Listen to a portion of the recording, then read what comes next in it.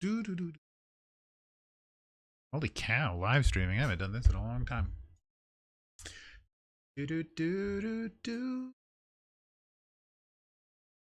We're still a few minutes early, so I'm just gonna do and get into the BIOS for a second because I want to look at something. And golly, it takes a little while. Some side up, please. Hope everybody's having a wonderful evening out there.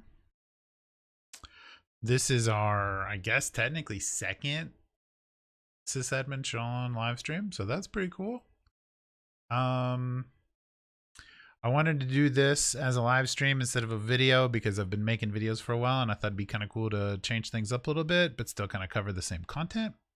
So we're doing this as a live stream so I can kind of show off what this work really looks like for those that have not been in a sysadmin environment before. I feel like a lot of you have, especially from the comments and stuff that I get, which is really cool. I don't know why I went to that. So essentially what we're doing right now is we are prepping a host to boot, and it's crazy. Oh, it does act. Okay. New hard drive sequence. Add up one. Bloop. You're not gonna let me move it? Nope. Doesn't like the mouse very much. Okay. Disconnected to front USB. So we select hard drive, and then it will go USB, and then I like that boot sequencing. Get back, finish. Yes. So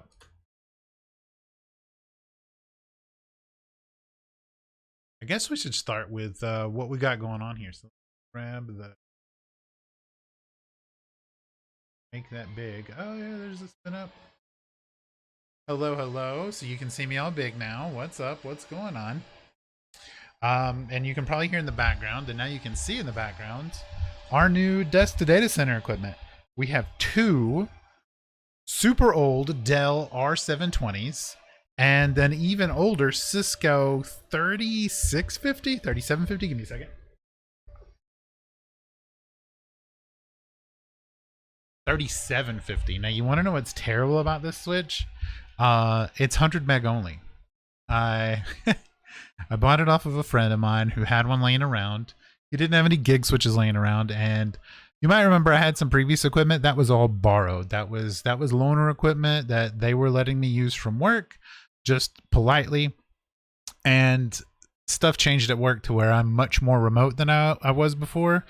So cool, that noise isn't coming through too bad.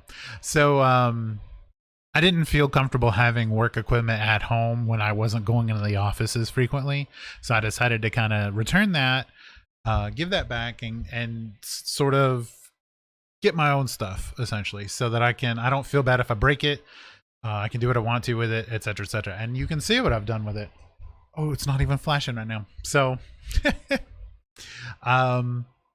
tonight we're going to go over switch configuration again, just in case anybody doesn't remember how we did that before. But I'm really just going to show the running config and kind of describe some of the simple commands for creating a VLAN, changing a port from, turning on a port. There's something that I didn't know about where you actually have to say, enable switch port, disable switch port, etc., etc. So we got that going on, and then we are going to discuss how I've configured these and why these lights are flashing yellow. That is my fault, but we can play through the pain essentially. And then maybe we will get Proxmox installed. So let me turn it back over here. So I picked up all this equipment on eBay except for the switch. Pretty reasonable price actually. The servers were around 120 each. And then I bought 10 SSDs, and then I bought caddies for the drive. So usually when you buy used server equipment from eBay, it doesn't come with hard drives, and it definitely doesn't come with empty hard drive caddies because they charge a premium for those. I bought 16 caddies because I thought this only had 8 slots each. So I bought 16 to fill both 8 slots at some point. They have 16 slots each. So really I should have bought 32. But the caddies were, I think, $5 a piece, which doesn't sound bad until you buy 16 of them. And then I believe the 5 packs of SSDs were around, I want to say $79 for a 5 pack of 240 gig SSDs. That's pretty good. Yeah. And then the Switch was $20. So all in all, we're kind of around $200 in. Or no, I'm sorry, $600 in after shipping fees and taxes and all that jazz. I think we're around $600 on our data center. So you know we've got to recoup as much of that money as we can, but you know that's sort of the whole point of this project is to show the idea of. I wonder if I can turn this.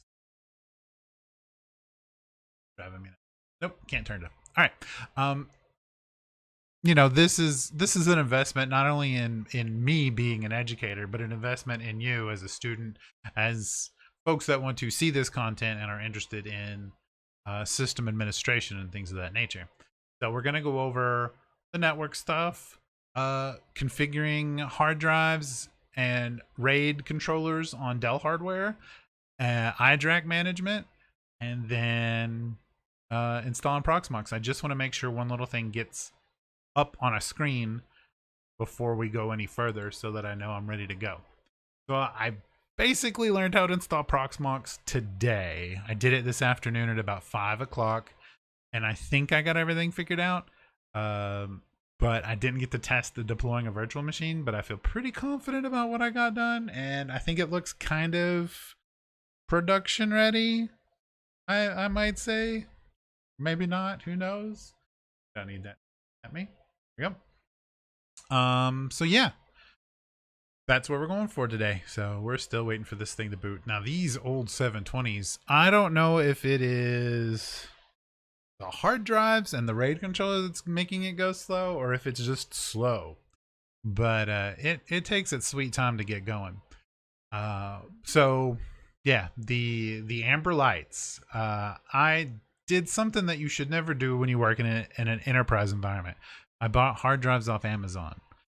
Now you might say, well, you know, they do sell enterprise gear on Amazon. You still shouldn't buy from Amazon. Buy from a reputable dealer that has a really good, I mean, even though Amazon has a good return rate, they don't do support, warranty, and all that jazz. You might get refurbished drives when you don't want refurbished drives, things like that. But I was like, this is just for me. I'll go buy, you know, 2 10-packs now. Yeah, 2 5-packs. That's what it was. 2 5-packs. 10 SSDs at $79 each for 5 packs, so 140 something bucks in SSDs. Yeah, the RAID controller in this Dell, it's not set up to use these. Now I'm sure there might be something I can do to finagle that and make it work, but they work fine. They actually do work fine. I can build RAIDs. I have a RAID already configured on here, and I'll show you how I did that. And it's just they don't get detected very well. I'm guessing if I have a bad disk, I'm not going to know until something doesn't boot. But that's the nature of the beast here. Now, if this was enterprise, we would have made sure that, one, we were buying equipment or getting replacement equipment from Dell, or at least from someone that offers Dell-supported hardware. We would have done that. All right, that is up. Awesome. So we are there, so we can get started. All right. So the first thing we're going to do is pull this bad boy up, shrink this down.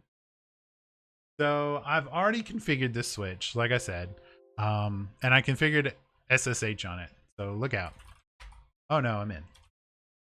So let's check out this switch. Let's see here. Is it show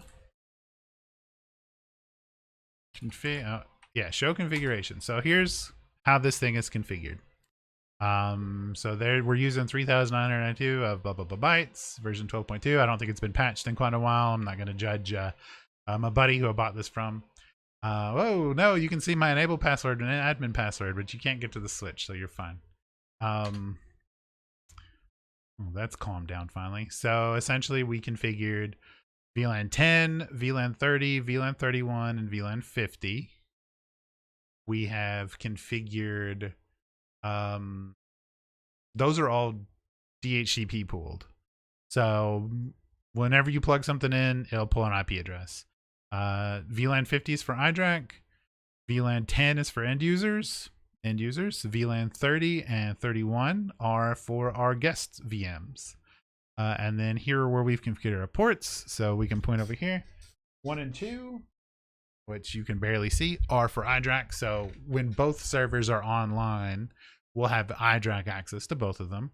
And then I went ahead and jumped over to, you can see I set port 15 to VLAN 20 and made that an access port. VLAN 16, port 16 is also in 20. And then 17 and 18 are our trunks. So you can see 17 and 18 are plugged in. So those are going to be for Proxmox to send data, and then nothing else. And then here's the basic VLAN configuration: 192.168.10, 20, 30, 31, 50. Bada bing, bada boom. Switch is configured. Very cool. It's got routing, so everything goes out through my main router to the internet. Bada bing, bada boom. We can exit that and close that. And then let's bring up the iDRAC. So here's the overview of our server. Again, we're on 100 meg link, so it's a little slow. We're going to give it a second. Got to breathe. So as you can see, most everything looks good. There's Proxmox's install thing. That's what I want up there. We're running a PowerEdge 720. If you're curious about what kind of specs this thing has, you can go ahead and plug this service tag in at support.del.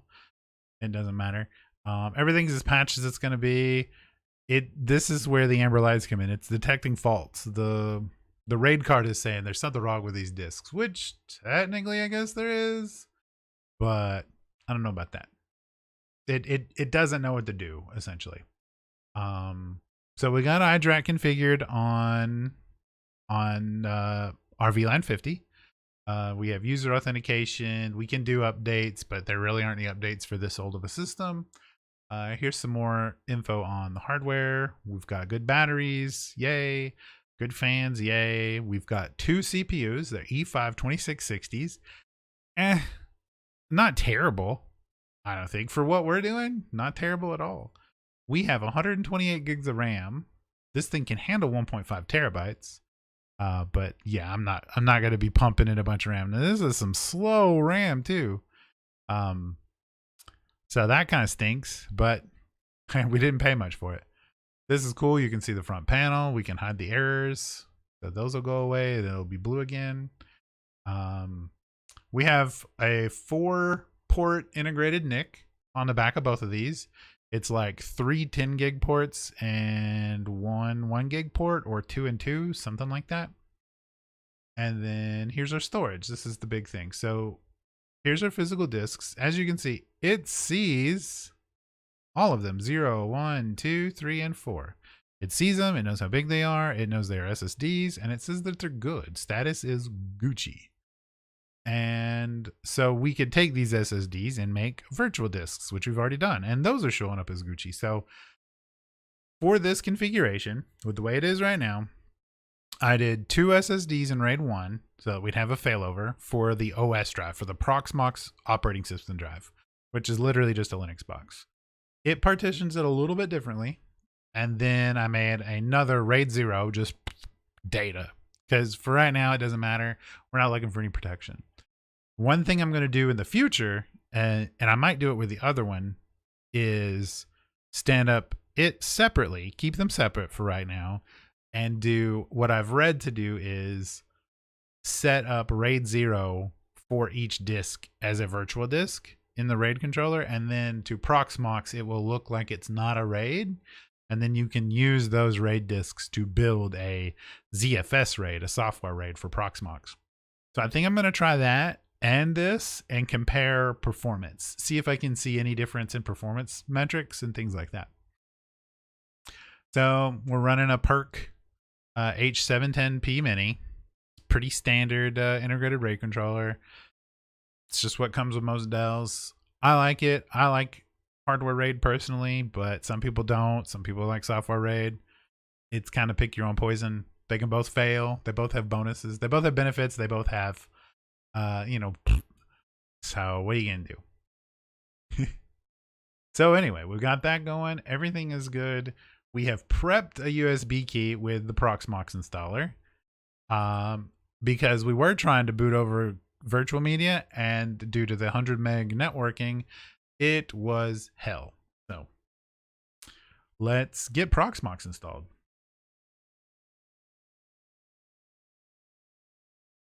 Now I'm doing Proxmox this time because I've done VMware before, and I pretty much refuse to do Hyper-V.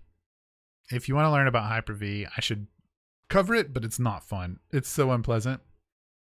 I hate to say that, but it is. It's really unpleasant.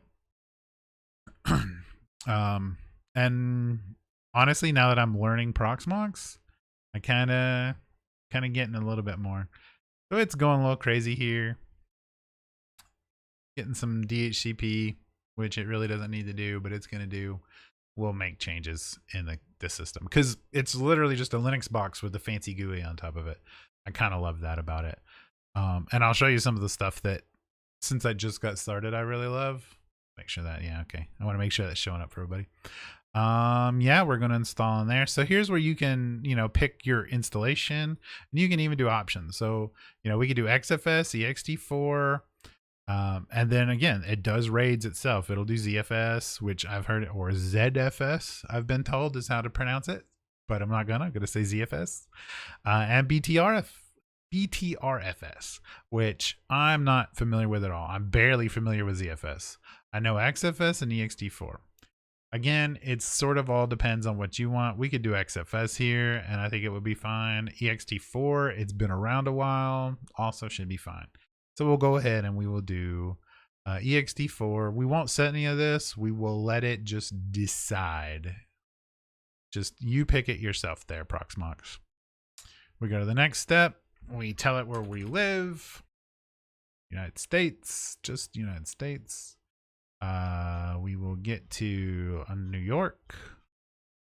Scroll. There we go. And we'll leave it on English. We'll set a password. Don't hack me, bro. All this stuff gets turned off when I'm done with the videos anyway. And we'll leave that example email because we don't want alerts coming to our mailbox. Oh, you jerks. All right, fine. You can send it to one of these junk emails. That's my Twitch gaming email. So if you would like to hire me to sponsor, I'll do it on my gaming stream. No problem. Just shoot me an email there.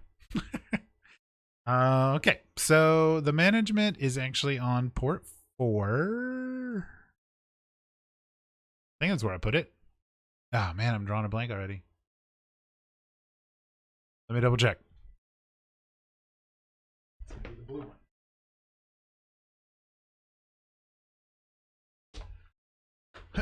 Management is on port 4. We will call this tigerhost01.local. If you can't tell, I've got a little bit of a theme going on. So the next thing we need to do is, I don't remember, I think I set up this port for 20.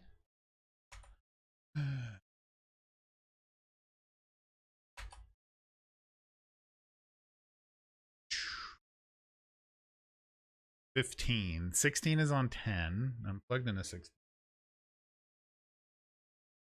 I need to move into 20. I don't want to use.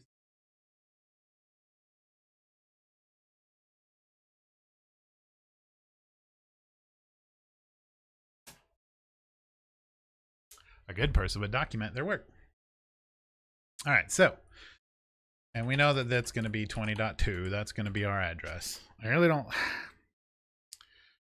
That all kind of comes with, depending on what you care about. We're going to leave it at .2, even though the gateway is .1. You don't usually want your stuff so close. And hey, I have my own DNS server now. Technically, it's a pie hole, so it's blocking stuff, but it also does DNS. So I point everything at it. Automatically reboot after successful installation, and you just hit go. So it's enterprise ready. There's central management, clustering, online backup, live migration, 32-bit and 64-bit. Only 1 to 3 performance loss using OS virtualization as compared to a standalone server for container virtualization, and full KVM. Now, there is one thing that's kind of interesting about this. It took me a little bit to find out. This is technically the enterprise version, but if you don't have a license, it throws up a bunch of annoying errors. And I mean, it kind of just does it anyway because we don't have a license and they would like to make some money. The community version is $200. It's $100 per socket per year. So to pay for enterprise grade production support at the baseline for this server, it would be $200 a year. I obviously do not need that level of support. The audio bitrate is lower than the blah, blah, blah.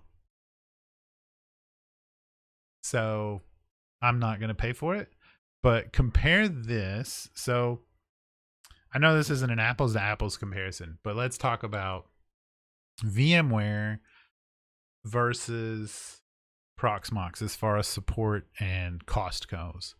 Proxmox Enterprise, which comes with full support from 24/7 staff people, patches, security notifications, the full clustering option, the HCI option, the backup product, pretty much everything you could possibly want in one tool set at around $1,000 per host, per dual socket host.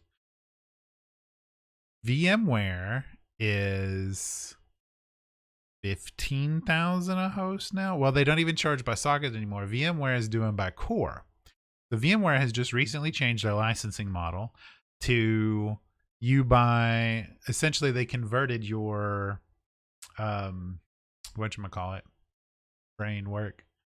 They converted the sockets to a number of cores, and it went basically, if you had every socket equated to 16 cores or 24 cores, a low number, because most people have dual socket 24, 48 core, 64 core type processors because they were, they had to make the most they could on a dual socket license that was already expensive. So now if you have to buy, even more licensing to true up. So that kind of sucks. And then there's support on top of it. Now, VMware support, pretty decent.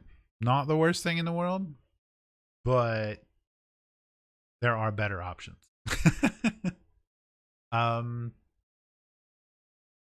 Because you're going to get somebody in a call center across the country, across the globe. You might get Ireland. You used to get Colorado. Colorado used to be a call center. Ireland used to be a call center. And of course, India used to be a call center because everyone uses India for call centers. Now it's pretty much all India, and they still do a great job. They do their best, but it feels really sloppy sometimes because you have to fill out stuff like, when are you available to take a call? And you put in your hours and stuff. And then the first thing they ask you in the ticket is, when are you available to take a call? As if they cannot see the information about your profile. So that's sort of frustrating. I can't comment on Proxmox support because I'm not paying for it. I've never used it, but at the price, it kind of makes me wonder if it's very good, but I hate to go, well, it's cheap, so it's probably bad. That's not always true. Not at all. All right. So it's going to reboot here in 3, 2, 1, and we will see it reboot, and I'll grab this USB.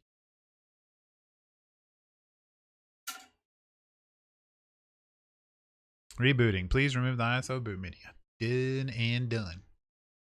So while we're rebooting, this takes forever. I wish I could do something else while it's rebooting, but I can't really. Yeah.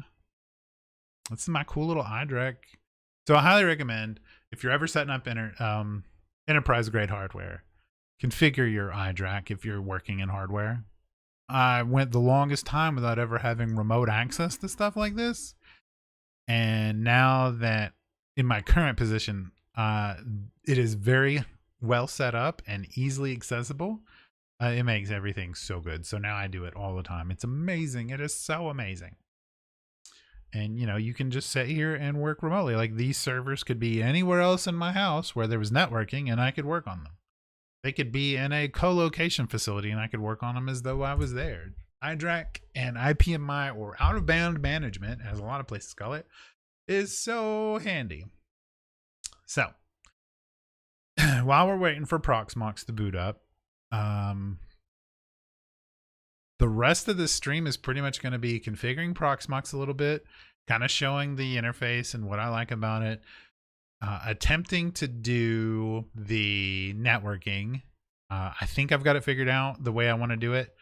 It's a little bit different than the baseline stuff because, for instance, a lot of people will probably by default, I'm going to make myself a little conceited. Yeah.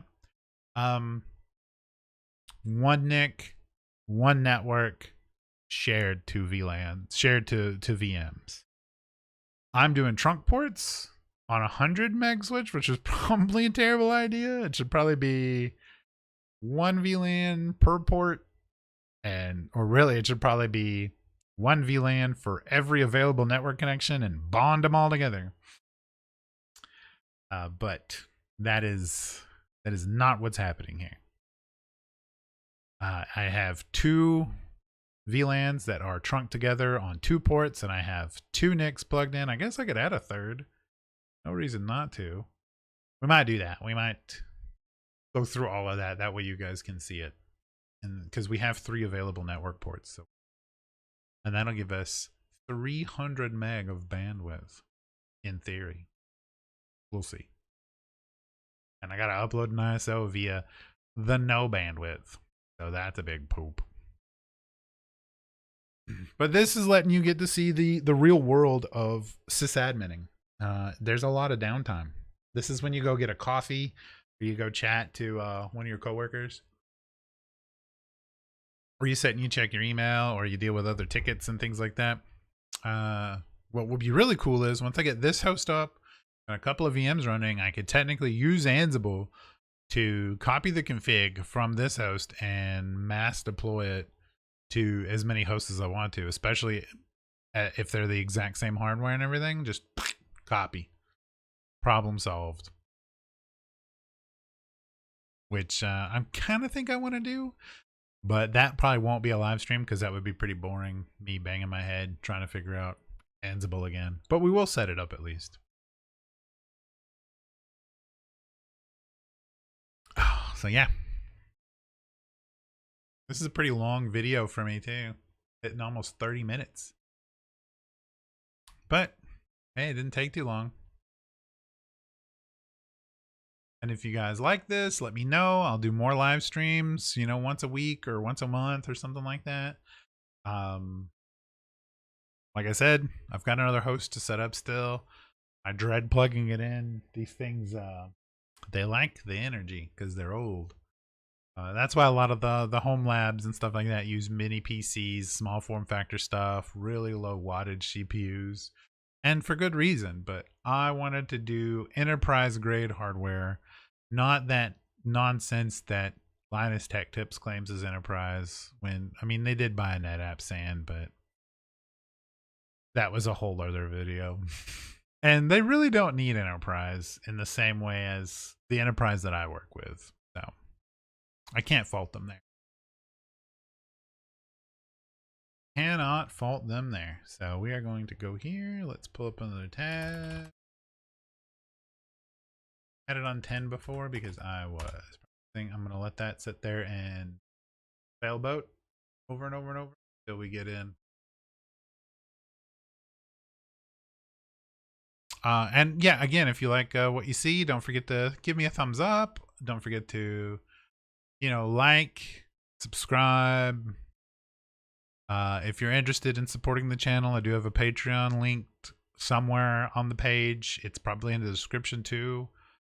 We do have one Patreon subscriber, so big thank you to Justin, who is our dedicated Patreon subscriber, has been a subscriber since I think the first month I turned on Patreon, which was really cool. So I hope to see some more of that later. But again, it's not required or anything. It would just be cool to be able to say that I made money on YouTube. And then use that for more cool little sysadmin stuff.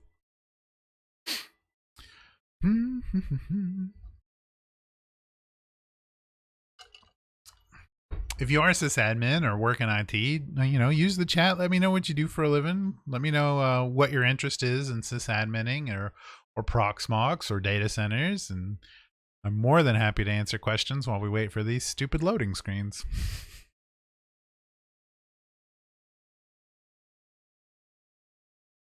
And let me know if there's anything that doesn't sound right. I didn't get to test this, so I don't know.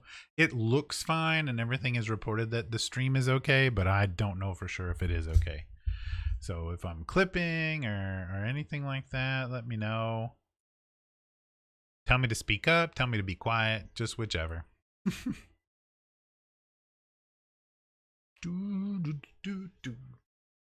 Now, obviously, you can disable some of these features to make things boot a little bit faster.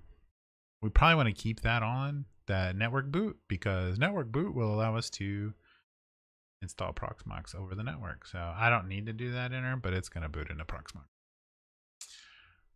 This loads pretty quick, even on this old hardware, which I was pretty surprised with. And of course, it's not really supported to be on this hardware. Dropping this, my dog's going to get it. But it runs, and it didn't really complain. And we are using Firefox because it worked the best with the iDRAC console. Everything else didn't like it. Now we should be up.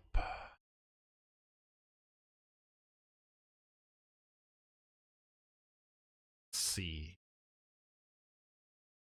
2168.20.2. Port is on. Let's check our port real quick. Yeah.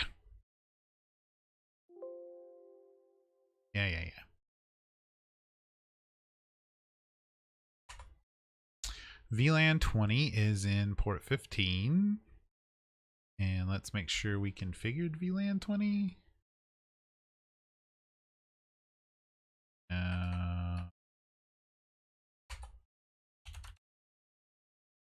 Oh my. Oh my.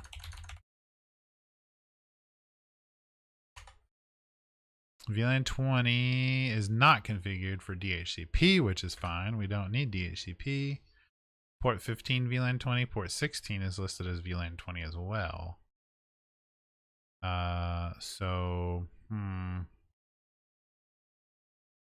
Curious.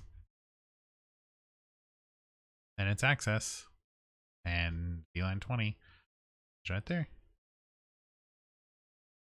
I know what it is. Give me just a moment.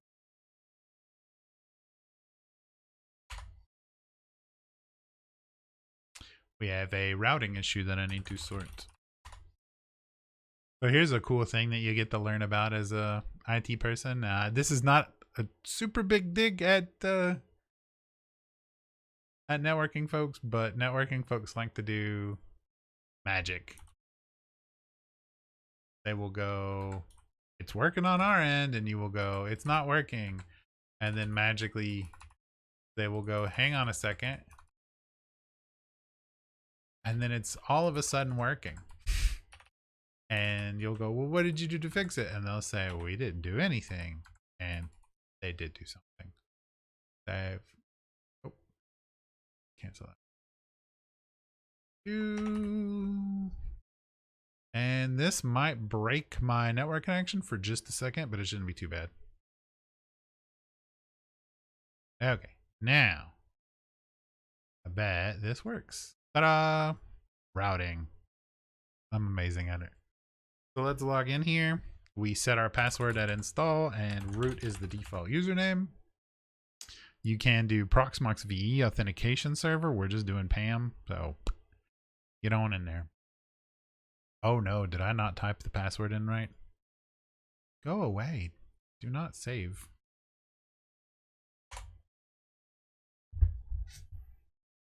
Oh no. Would you stop it, Firefox?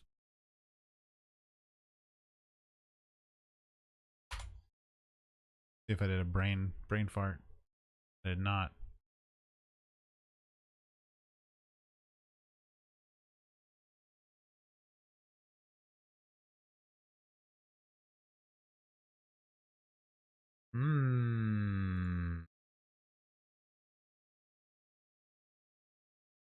I don't remember setting a password. Kind of just next through a bunch of stuff. I had to have set a password. What was it though? It should have been this. Well, this is awkward. All this time to get it installed and now I don't remember my password. And I bet you, even though, since I can't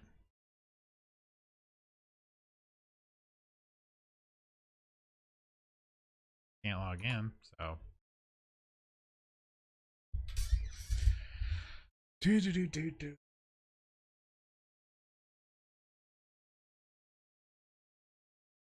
I was just prattling away. Did I do that by chance? I did not. Did I do that by chance? I remember setting this. It's that. Gotta be. Boy, this is awkward. All right, we get to reinstall again, so that's fun. Cause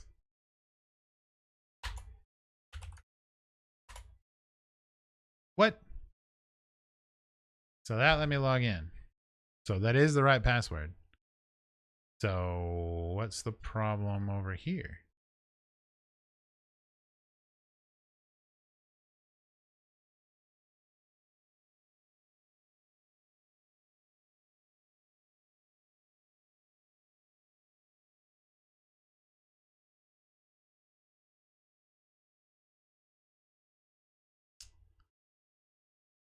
It's not admin.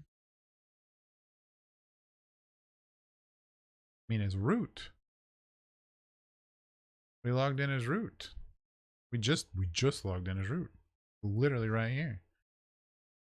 Let's reset it.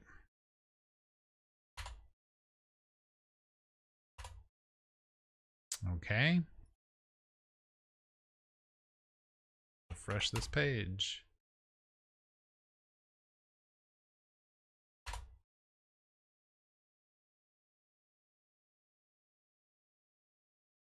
What world? Time to do a quick Google.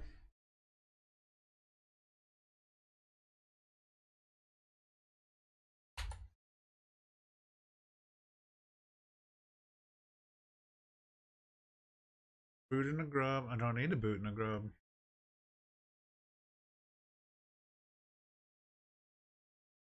I don't need to do that either.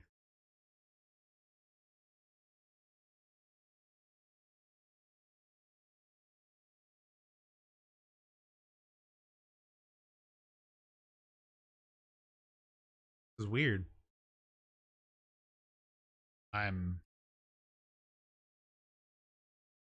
connected. Yeah,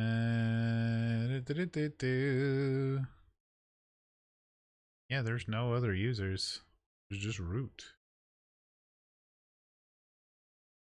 which is what I used before. The deal. There's my password.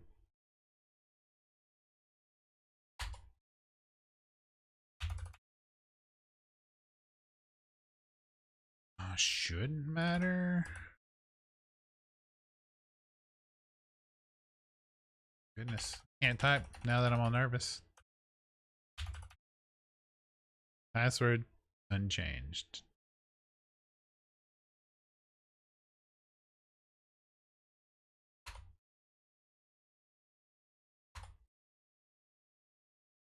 Sorry, password did not match. Okay, so I am typing something super wrong here.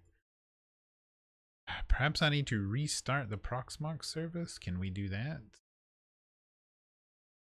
System CTL restart Prox.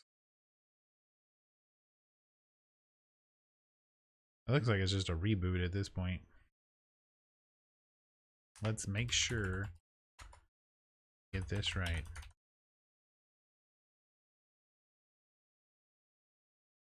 Passwords do not match. What have I done here? That looks fine.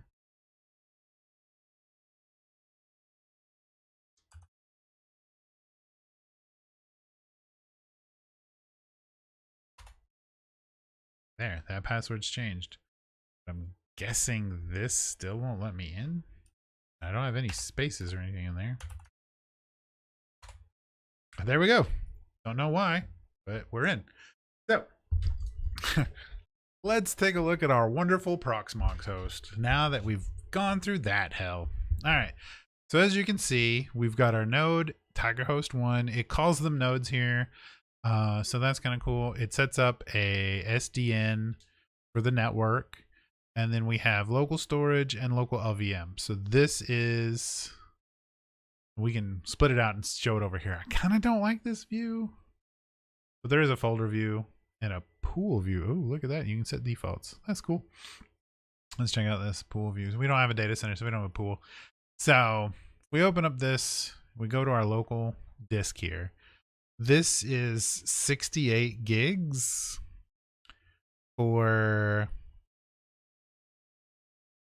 ISO images, container templates, all that jazz. This is the other 139 gigs to store stuff. So we'll go here. We're going to put an ISO in, and I'm going to do this right now because it's going to take a little time. Again, 100 meg switch. So we'll grab Rocky. Boom, boom. No hash algorithm. I don't care. Upload. Now I'm pretty sure that will upload while we go do other stuff. So let's take a look at the network. So here's how the network is. It has, here are all of our active network devices. 1 and 2 are plugged in, 3 is not, and 4 is. 4 is turned on because 4 had a bridge created for the network for management. Makes sense, no big deal. But what we're gonna do is, because 1 and 2 are trunk for 30 and 31, we're going to bond them together. We are going to build VLANs for 30 and 31. We're going to assign that bond to a bridge, and we're going to assign that bridge to both VLANs.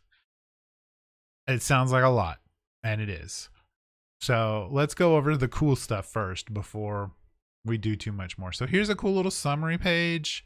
You get your nice little info about your host. So kind of using some CPU, and there's the IO delay down there in the blue. Our server load, meh. Memory usage, well, this is just how it works. This is the total RAM, and the blue is how much it's actually consuming. And then our network traffic. Poor network traffic. That is our max, pretty much. So this is cool. And you can set it by hour, day, week, month, year. Awesome. Great information here. We got 8 gigs of swap. We're not using too much of it. We're using 1%. I mean, this is beautiful. Yeah. Enterprise repository needs valid subscription. We'll get to that in a second. Certificates. Now, we're running a self-signed cert right now because that's what you do. It has Acme built in.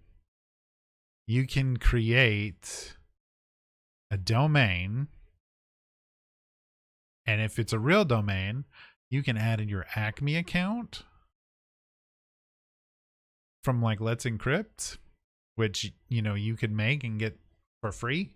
And then you'll have free self-signed certificates that will, I assume, auto-renew, which, fantastic. VMware does not have this. At least if it does, they don't make it easy to get to.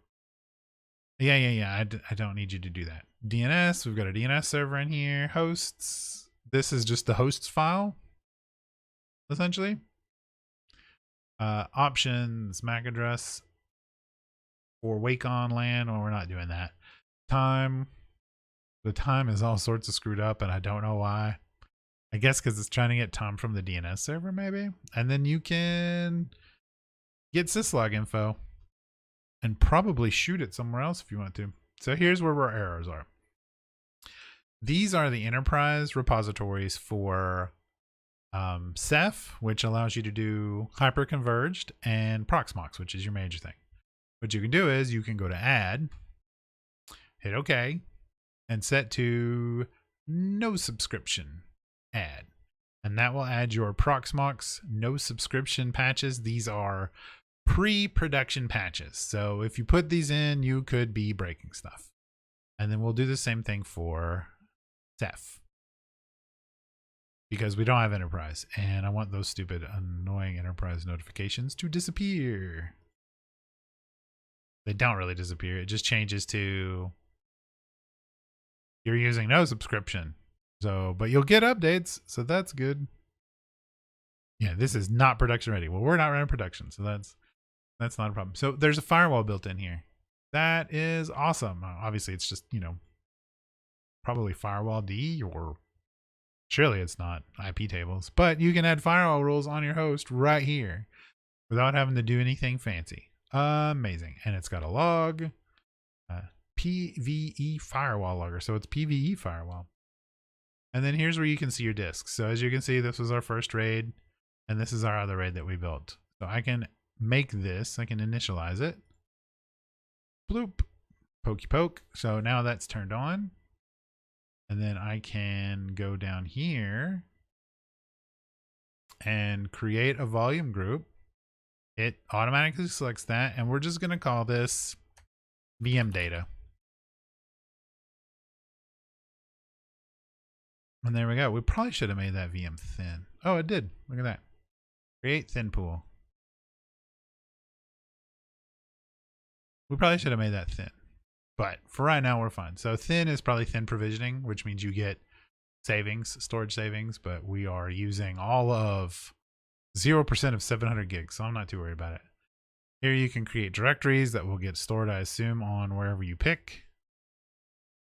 Yeah, we can go to this. Oh, wow, it won't even let me pick.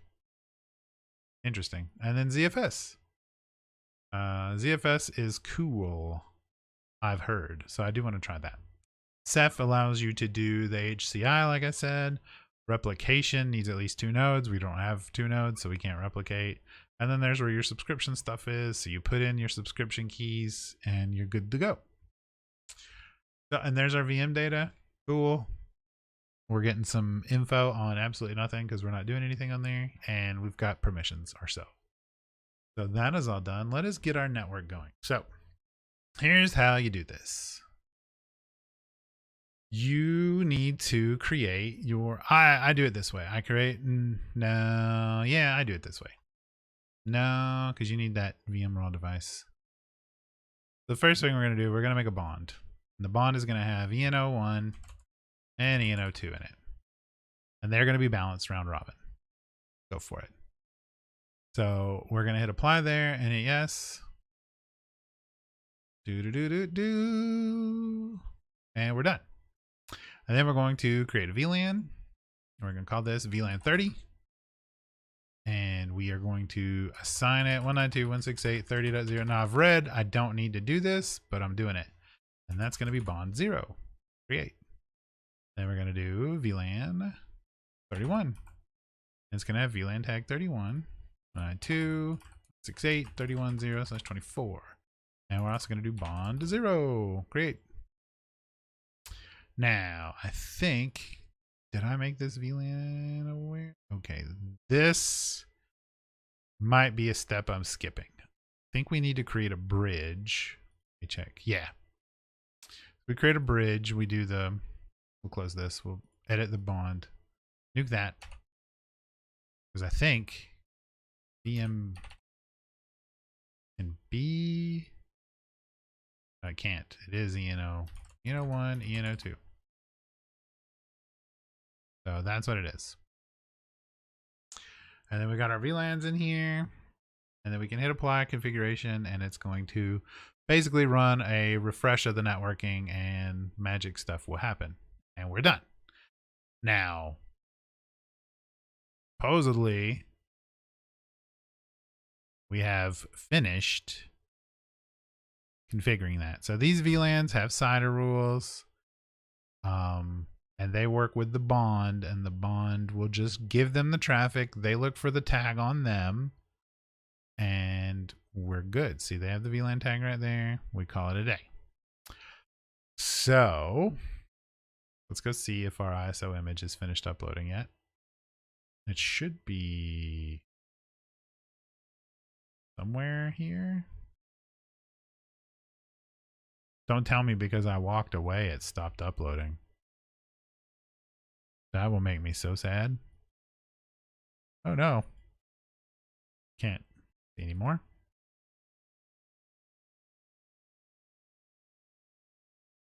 Well, let's look here. Because it looked like there was something on there.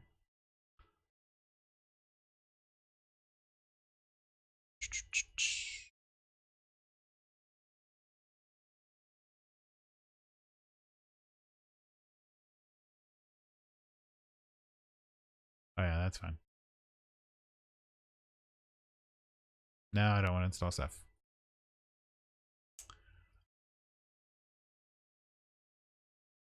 Yeah, summary. Usage. 2.8 gigs. So yeah, it looks like it didn't upload because we moved away. That makes me sad. Because this is going to take forever.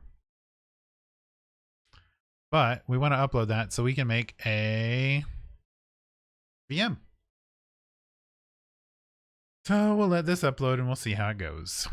This is if you're watching this on replay, this is when you should turn on the fast forward or skip scroll. Just that's what I wish I could do. But such is life.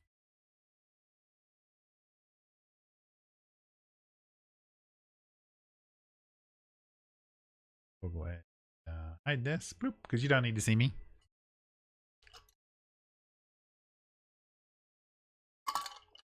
This ain't a Twitch stream.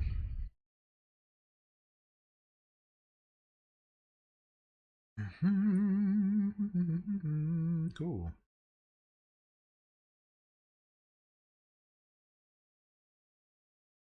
Wow.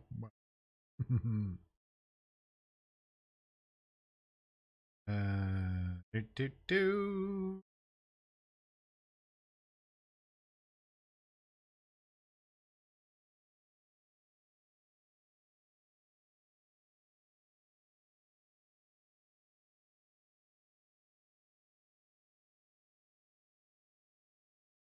Now, I would like to say, I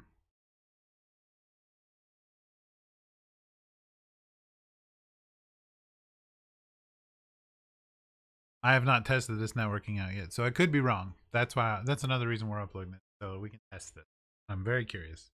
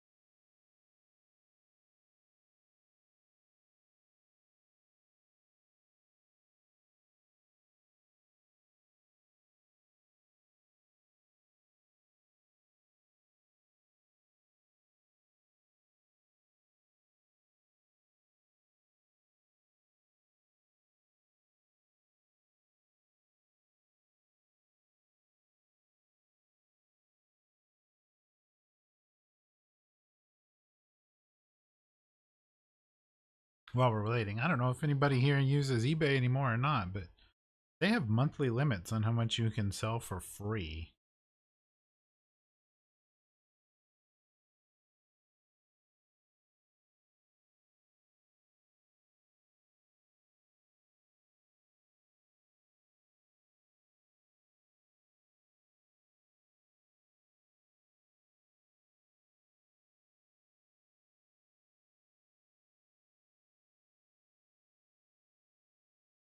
And for some reason, you can't just send money to a PayPal account, which confuses me now.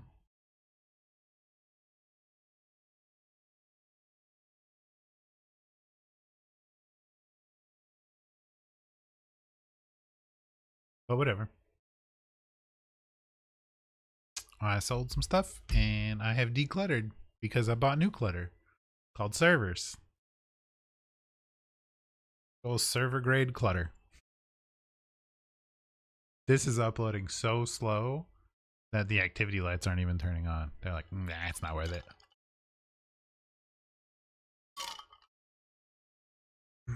And of course, I could have maybe gotten a smaller ISO, but what's the fun in that? Rocky Linux is the bomb. The audio stream's current bitrate 0 is lower than the recommended bitrate. We recommend that you use an audio stream bitrate of 128 kbps. Didn't know I wasn't using audio bitrate.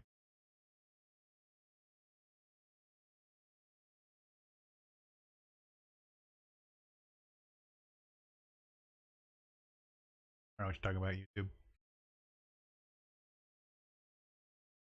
I have an excellent connection. So it says. Everything says that. This is like, you haven't dropped any frames. You're going at 6,000 kbps. And notifications. Unleash your line. This is not a performance.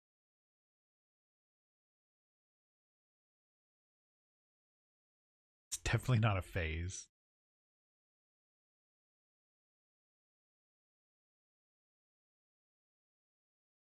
See, this is where I missed out. I should have been a person that worked to get people, because there are more people trying to be streamers than there are as many people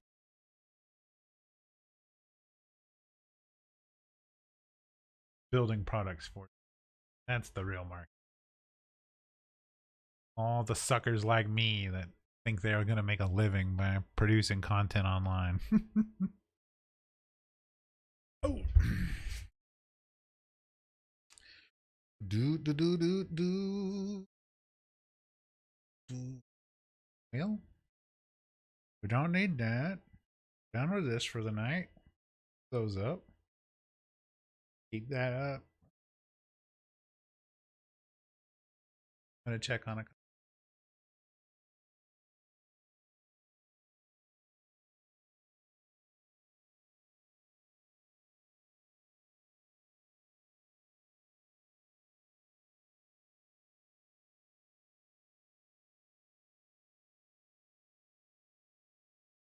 Nothing going. Settings look good. Stream health looks bad. I kid. It looks great.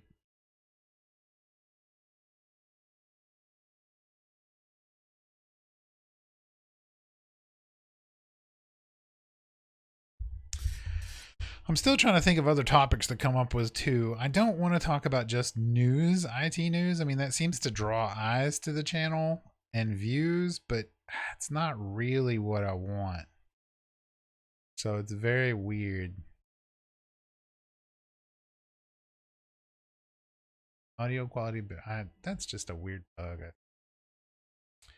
If you can't hear me, let me know. Say something. Type something in chat. We can't hear you, or it's spotty, or just anything. Just any old thing to say, hey, we can't hear you. That would be great. But anyway, I don't want to just do the news videos. I don't mind doing the news videos. I like doing the news videos, but I don't want that to be the focus of the channel, really. There's a lot of other stuff I want to cover, like the issues that sysadmins face. I enjoy doing those videos. We're kind of going through that right now. I don't think I've talked about stuff like not really turnover, but staff changes. Turnover is kind of in there, but I think just dealing with shakeups. Maybe shakeups is a good term for it. I'm not sure what the best term is, really. Something about, like, you have people that get moved into different roles. You get people that get promoted, and then, you lose some technical knowledge, or some sort of performance decrease occurs because they got promoted. or you run into a situation where, hey, so and so was really good and then they kept getting promoted and now they're really bad. And there's some technical term for that. One of my former bosses showed it to me, and it basically just says one problem in the business world, especially in IT, is that when you do well, you get rewarded for it until you're at the point where you can't do well anymore, if that makes sense. You're literally you're no good at what you're doing now because you've been promoted too many times and you're so far out of what your skill set is.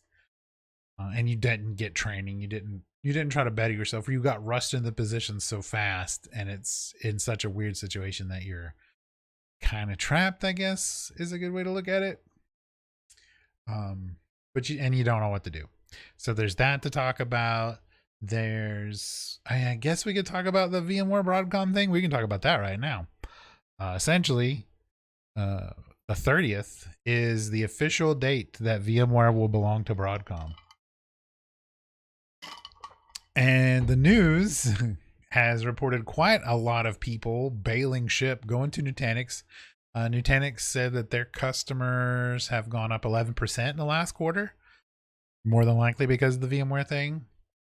I'm sure a lot of folks have jump shipped to Hyper-V if they can, because they're probably already paying for a site license, or at least pretty close to a site license for their Windows environment. So why not just use Hyper-V and call it a day? Some people may just be moving fully into the cloud. It's probably a pretty good option too. I highly support that option. Because realistically, well, I should say I support that option if your applications and services support that option. The cloud is not a one size fits all. I mean, it kind of is, but only if you have enough dollars. The cloud works great for software as a service that you purchase from the vendor, not that you run, unless you are a SaaS vendor. And cloud works great for things like that. I think that's where you get your savings, when you don't have to maintain people to patch and watch servers and applications and OSs, all those three things. And when you can just say, here you go, vendor, you take care of it. And it's just a contract bill, as opposed to a contract bill plus salaries plus vacation and sick time plus retirements and insurance and things like that. And of course, a lot of people will probably listen to me talk about this and they think that I'm just the cruelest person in the world because, well, you're taking jobs away from people. I mean, well, shifting jobs. Now, I realize that a lot of companies try to work on a shoestring budget and on the thinnest of staffing, but realistically, does it make sense for your business to hire 6 people to take care of one application that can be hosted by a vendor? You know, if you're in the business of upgrading people, if you're in the business of hiring people to get them jobs, cool. Then hire people and build all this stuff and do all these things. I mean there's a space for that, but it's not cost savings to do that, because every time you skill up a person, you're more than likely going to lose them shortly afterward.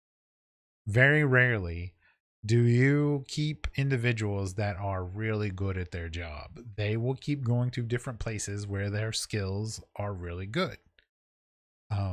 It's kind of like that saying, if you're the smartest person in the room, you're in the wrong room. So, if you're doing everything great, then it's time for you to move up to the next thing, which involves learning and practice and skill sets and changes and things of that nature, etc., etc. So that's something we could talk about. And that goes back to the VMware thing. People are just not doing data centers because it's expensive to maintain VMware now. It's like really expensive to maintain VMware now. So a lot of people are getting out of the VMware game and doing stuff like Proxmox, doing stuff like Overt. Maybe people are going to Citrix again. I don't know why, but that's a possibility. It happens.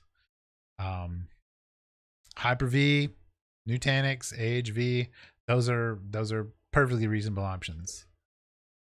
Some of them do come with a price tag, but that's the danger of doing business. Essentially, that's just how it goes.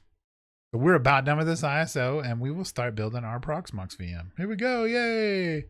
File import, Command CP from here to here. It's just Linux. Cracks me up. So is it in there now? Do we see it? Did it actually? Hey, there it is. All right, so now we can build a VM. Check this out. We just go to create VM. Apparently it has to have these IDs. That's our host. We're going to call this Linux test because it's going to get nuked. Next, we're going to select this ISO file, which I totally dig. That's cool. I like this. I really like this, that you can just pick an ISO and it will boot it. Yeah, I guess use local. I don't guess have the other one set up. That's fine. What else can we do in here? Nothing else. System default. That's fine. Is this really? I'm going to leave defaults and see how it goes. Fine. We don't need TPM. Disks.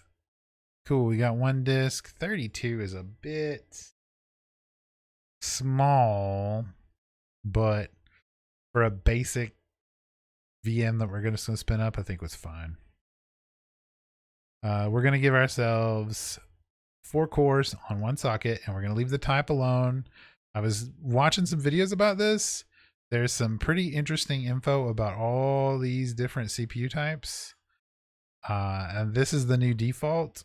I'm going to leave it. I'm going to use that as my default too. I do hate that I have to do math here, so I'm going to leave it alone. I wish this was in gigs and I could just type a 2 or 4 and it would do these numbers for me. So we're going to select. Ooh, hang on. So we do need a bridge. Okay, so we learned something here. We did mess this up. So we need a bridge. We don't have a bridge for this. I don't want to build it. Let's go back to our networking. That bridge, that VMBR0 is our basic bridge to this. We don't want that. We want to do, I remember now, create bridge VMBR1. Let's call it VMBR30 so we know it's for 30. 192.168.30.0/24. And we'll just do the one real quick. VLAN aware. And this will be, that will be that. 8. Then we'll go to this. We'll hit edit. This will be,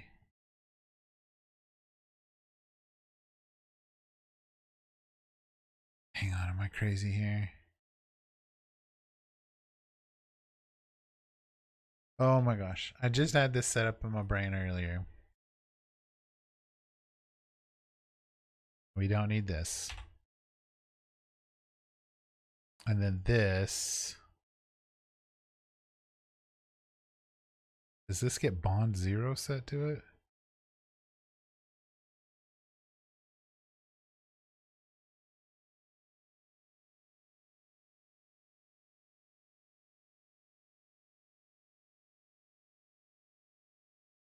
That's what it was.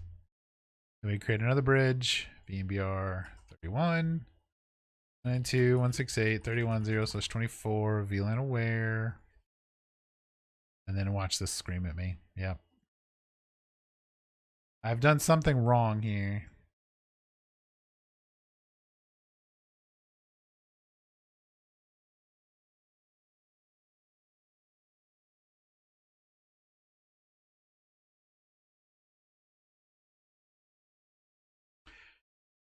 Bridge.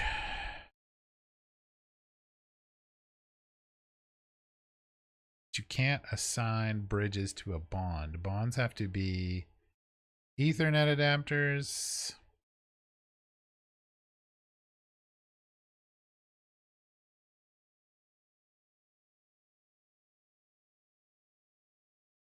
I don't have to have that. It can stay.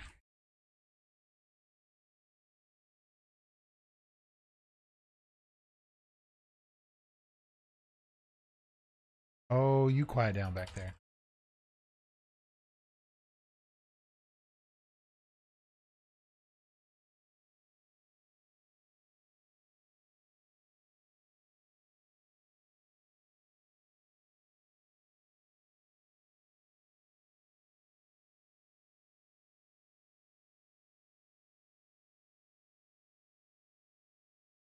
That's not it.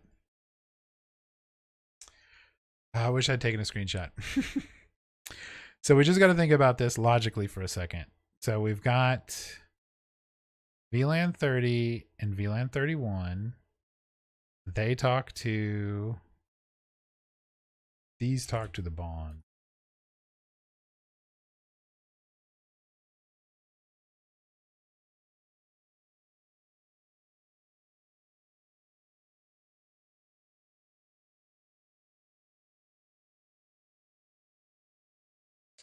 Then we have our bridges. And usually a bridge gets assigned...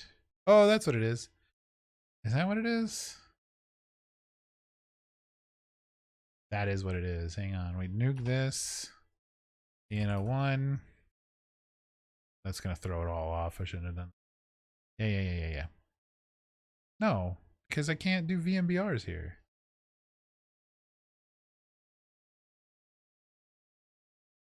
That's not allowed.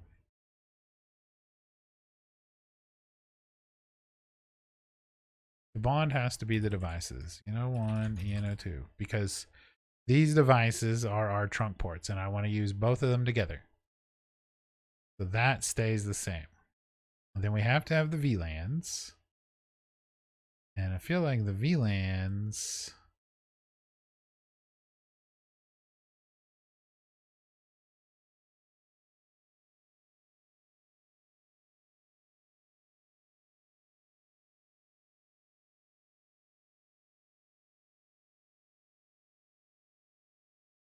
The VLANs are like that. They have the VLAN tag 30. And then these bridges have to exist. But I don't think you can do that. You can do that. That doesn't make any sense. Oh wait, maybe it does. Stay with me here, folks.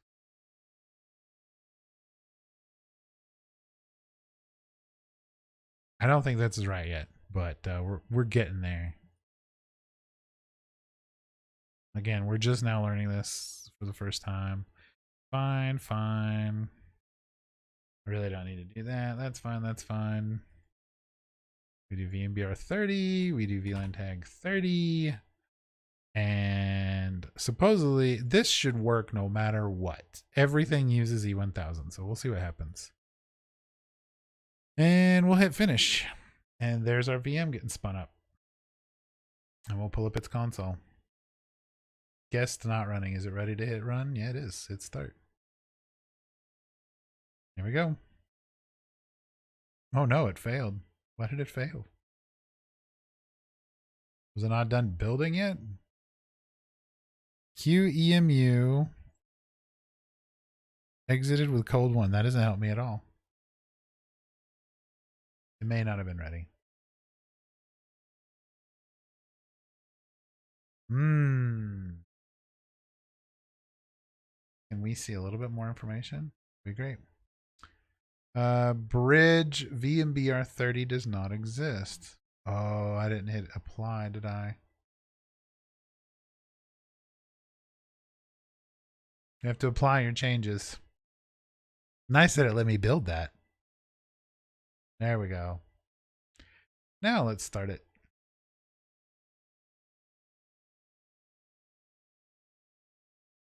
Oh, looks like it lives now.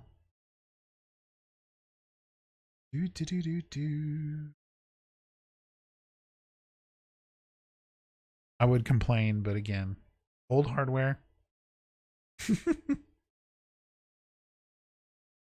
Timeout while waiting for port 5900 to get ready. Well, that's a problem. Is it booting? It's showing green. It's struggling to get there. We got CloudInit available. No CloudInit device found. Options. Blah, blah, blah. Anything? Hello?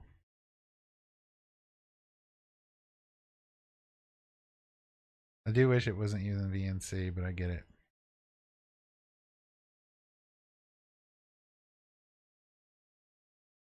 That is interesting. It is taking it a sweet time to boot.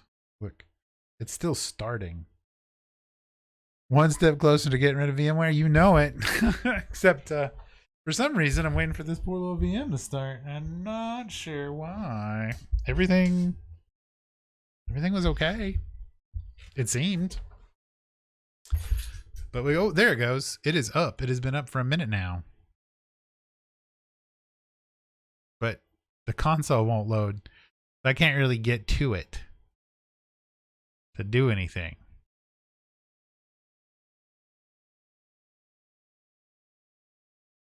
That is a problem.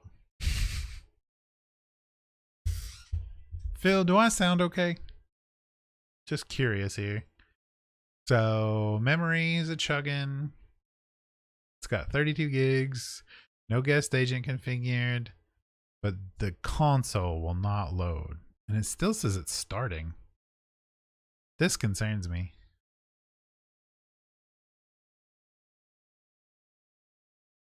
I love this. I think I've killed it. I think it's too much bandwidth now. It's like, nope, too much. Can't do it. Gonna have to get that 1 gig switch. 100 megs just not doing it.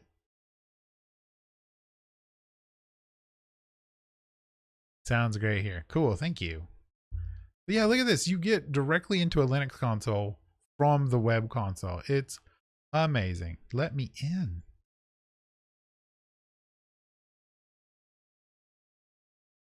Well, that's fine, but that's not the console I want. I want this VM's console. It's gonna time out again. Watch. Rip. Yeah, for real. It's like the VM can't start. And maybe that's a hardware thing. Maybe I should have went to the lowest of the low. Replication, backup, monitor, task history, options, hardware, console. She's still starting. Let's do this. Let's stop them. Let's make a change. We know we've got Intel CPUs. Oh my goodness. This shouldn't take this long. This has nothing to do with the networking, guaranteed. Connection error, server offline, question mark? Oh, fun. Yeah, I'm gonna laugh my butt off if if we've like choked it. Like, 100 meg, it's too slow.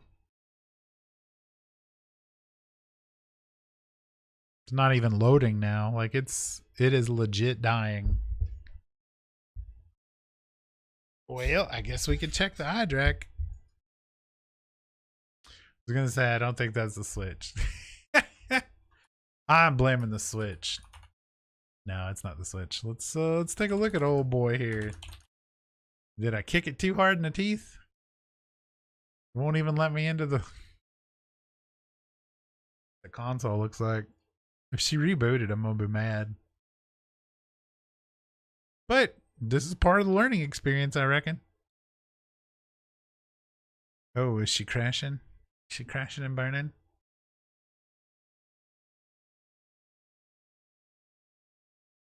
Yeah, okay. I do have one on here. Reject. What do we got here? Soft lock CPU 4 stuck for 26 seconds. Oof. She crashed. Interesting. Yeah, that's fine. What's this? Well,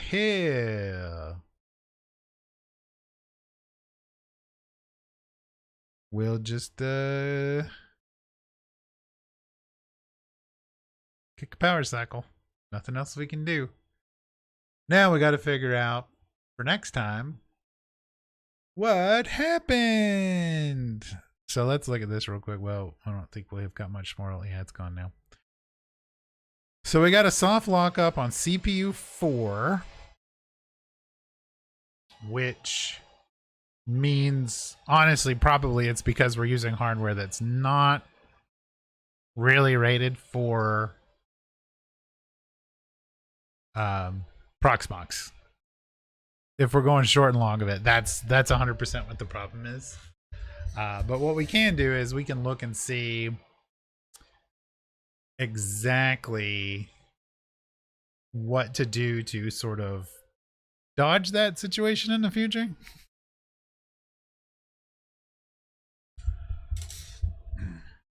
Or who knows, we might actually, well, no, if we had bad hardware, you would think the Dell would report it and be all like, yeah, that CPU is bad. I'm pretty sure we just sent a bad, we did something it didn't like inside Proxmox, basically, and that caused a crash. So we just got to figure out what we did that caused the crash, and I bet it was the CPU architecture we set it to be perfectly honest. I'm trying to look up real quick. Let's see. Proxmox, CPU, picture, option, and what is this? CPU. Hardware, CPU. I mean, it's a Xeon E5 2660. There we go. Best CPU type for E5 2690 V3. After Proxmox, da da da da.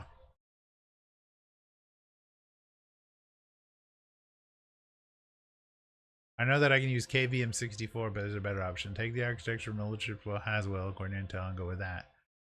The newer CPU should be fully compatible, and you should still see good performance. Use features that get enabled like AS. That being said, definitely test your setup before going to production.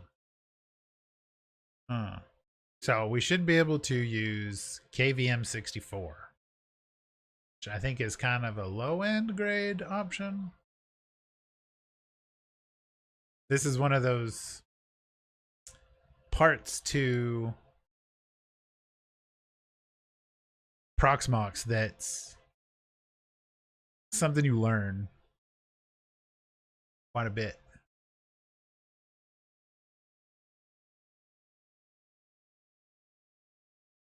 And of course, Debian shouldn't care.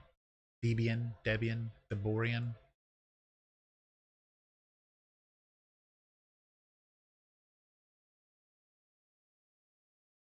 But I want to see.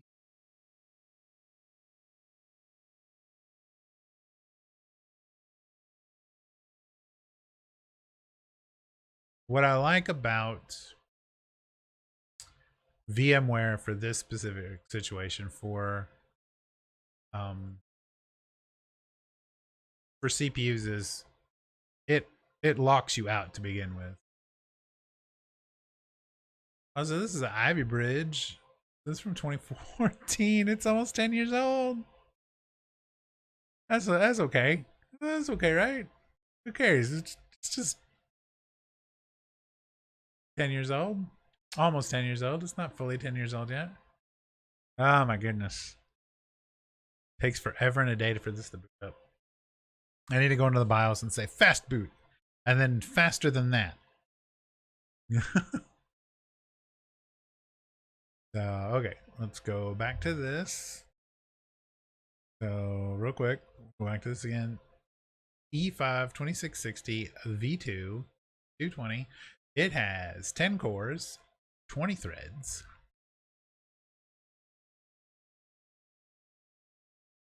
So do that.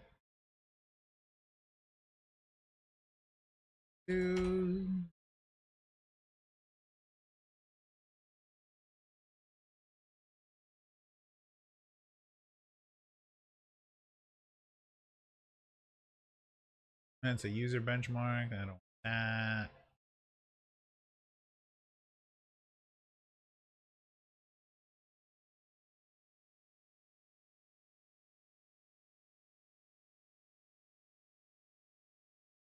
there has got to be a clean and clear Proxmox document somewhere.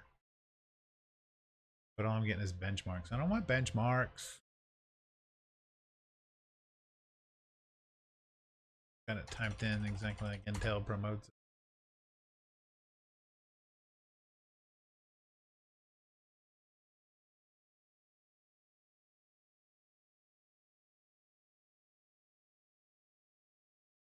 All right, let's see here. Blah, blah, blah, blah. Pretty close.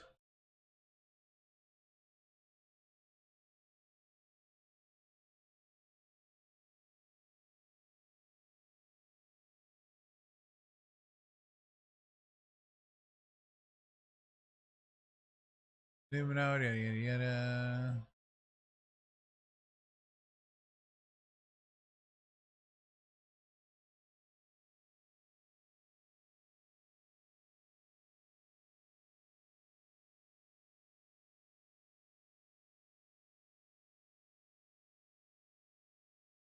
Well, let's try that KVM64 just to see if she'll run.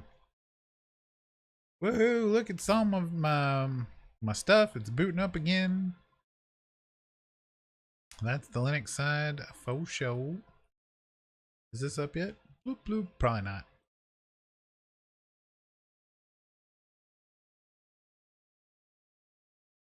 Alright, should be up now. Hello?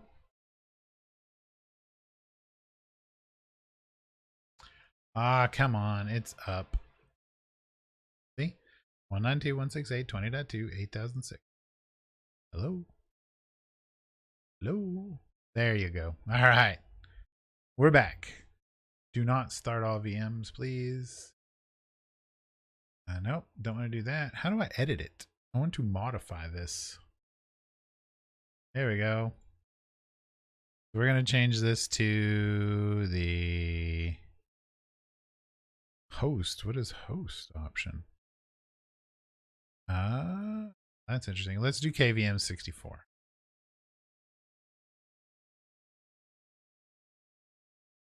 We know that should work.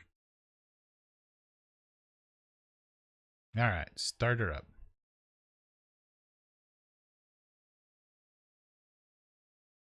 Kicks on this time, or if I crash it again. Now, if KVM 64 doesn't work, we might have some serious issues.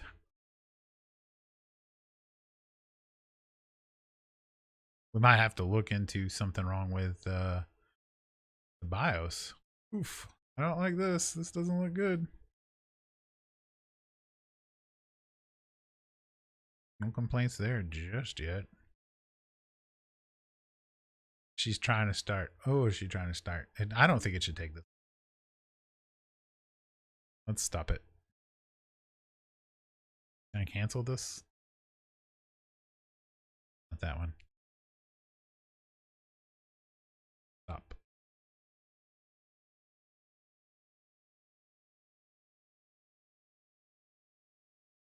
Okay.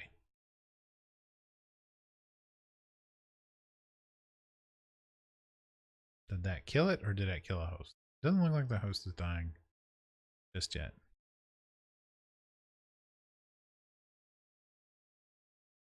Trying to acquire lock. Okay. VM quit, power down, failed, terminating now with SIGTERM. Sounds good. Terminate it with SIGTERM, please.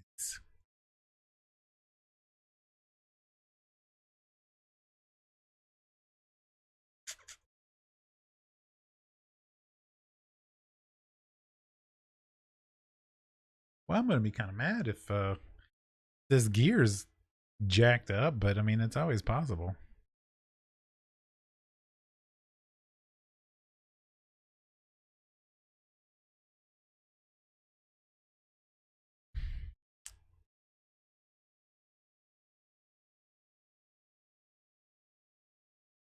Okay. So, honestly, this thing is probably toast. Oh, it spiked memory for a second. I don't know why. All right, guess not running. Good. But it shows running, so.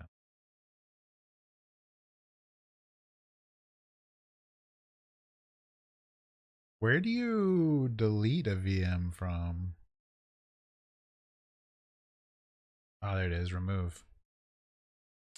But anyway, all right. Edit. So it did not like. All right, we know it's an Ivy Bridge Intel processor, so that should 100% work.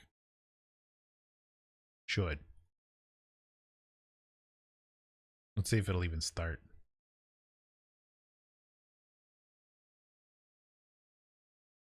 Could also be a storage thing.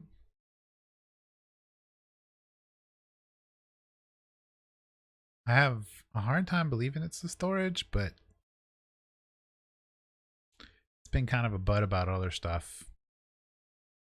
And this might be a reason to turn it all RAID 0 and do software RAID. In case this thing just does not like the RAID it's seeing. No, it sees the disks fine. Connection error. Oh. Well, I wonder if we've crashed it again. Yep, looks like we did. I think now is a good time to end the stream. So we'll leave it on a question. Will we get this figured out? Who knows? Y'all have a wonderful evening. I'm going to end the stream here. It'll run for a few more minutes in the channel because I'm on a little bit of a delay. Thank you for tuning in.